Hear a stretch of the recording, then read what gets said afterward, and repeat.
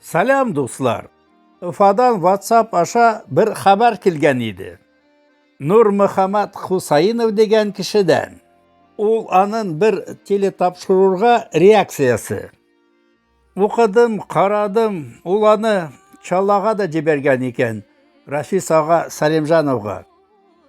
Нишләргә инде? Менә минем bir таныш хатын-кыз бар. Бик акыллы хатын ул. İyi исеме аның. İyi. Шул хәбәрне бераз кыскарттым да аңа күрсәттем. Шушы İyi'гә инде. İyi аның исеме.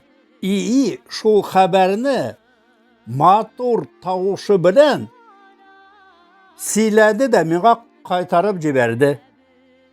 Менә нәтиҗә. Тыңлагыз. İyi кем ул? İyi ул искусственный интеллект. Башта тапшыру, аннары җавап.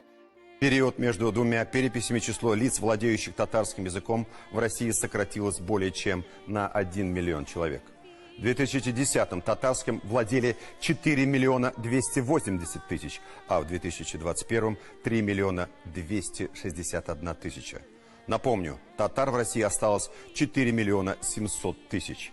Простой арифметический подсчет показывает, если темпы сокращения владеющих татарским языком сохранятся, через 45 лет татарского языка не будет совсем. Единичные положительные примеры, увы, не меняют картину. В новых школах Татарстана, особенно в крупных городах, все меньше и меньше татарских классов. И зачем нам искать внешних недоброжелателей, врагов? Мы сами своими руками закапываем родной татарский язык. И скоро он действительно превратится в ископаемое. Моннан нәрсә чыга? Гамәлдәге хәлебезгә ни барысы бер диагноз милләттә милли үзаң юк. Шуңа күрә аңа татарча укыту түгел, татар телен белү дә кирәкми. Илап, статист булып утырабыз. Милли үзаңны нәрсә күтәрә? Булай елап утыру киресенчә милләткең мискенлеген күрсәтә. Нәрсә үзаңны күтәрә? Горурлык. Милләт өчен горурлык. Вахат пропагандировать великую Татарию. На беда в том, что в Татарстане нет ни одного человека из состава интеллигенции, способного это понять. Нет.